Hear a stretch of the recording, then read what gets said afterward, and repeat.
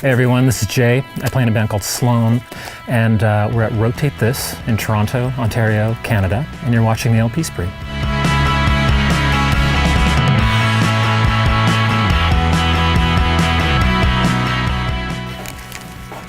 Okay, I've never seen this before. Chuck Berry doing I don't even think there's a Twist song on here. Do you know the story about like how the Twist was so big that everybody kind of had to have their Twistin' song? Like there was like Please Mr. Postman by whoever sang that, and then they had Twistin' Postman after that, so everybody had a Twist song, so it looks like Chuck Berry had like a Twist record. But I don't see any songs about twisting on here, so it's basically like a ploy to get people like me, Twist enthusiasts, to pick this record up.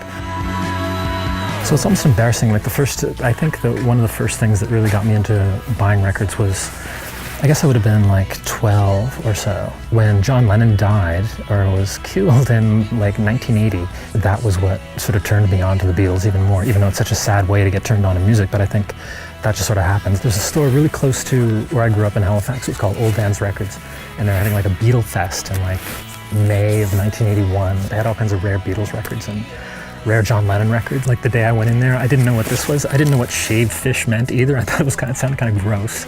Anyhow, so when I see this, it's pretty ground zero for me. I ended up basically going back and just like hanging out all the time that summer. And then they finally gave me a job in August of that year. That summer, I ended up working there for 4 years through high school.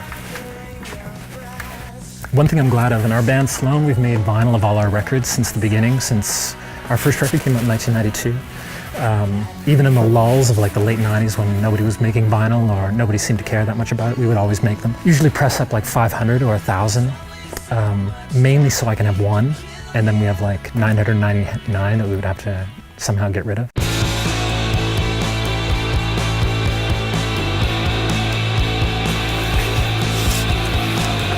So this is like this is a great record, just came out this year. Made here in Toronto, and I guess it's sort of the brainchild of this woman, Meg Remy. Almost like a dance record or something. Not in sort of a clubby way, but more of like a fun, early 80s, almost like a Prince, Michael Jackson kind of way. This is probably one of the best, maybe the best record so far this year. So Chris in our band growing up loved Discord Records, which is the label out of Washington, D.C., started by Ian MacKay and Jeff Nelson from the band Minor Threat. And this is a compilation that they put out, and it's got an bunch of early singles that they were releasing, early Minor Threat, early Teen Idols. So this is Chris's ground zero. Okay, so I've done a little bit of shopping. So I've got a pile here, and I've got $150 to spend. I'm just gonna go through these and see if I can sort of whittle it down, because I think I've gone overboard, as usual. This is the one that I was gonna get for Chris. Okay, all right. He doesn't really care about records, but I know he likes artifacts and things like that. So, I'm gonna put this on my pile. It's like 20 bucks. Love It to Death, Alice Cooper is great, but you know what? I think I have a copy at home. I think I'm gonna put this aside. The Nils EP, they did try and steal our bass one time. So do I buy their record after the fact? Yeah, I'm gonna put it in my to get pile, I think, yeah. It's not that rare, but I don't know, I've just been in a George Harrison solo mood these days, so I'm gonna put that on my keeper pile. Foxygen, yeah, I should have bought this record when it came out, because I really like them. I'll get that. US Girls, yeah, I'm excited to get a real copy of that, so I'm gonna get that. One of the best new records this year, for sure. Chuck Berry Twist. It's basically like a greatest hits. It's just such a weird thing that they would put Twist on that. Anyhow, I'm gonna get that. This is kind of exciting.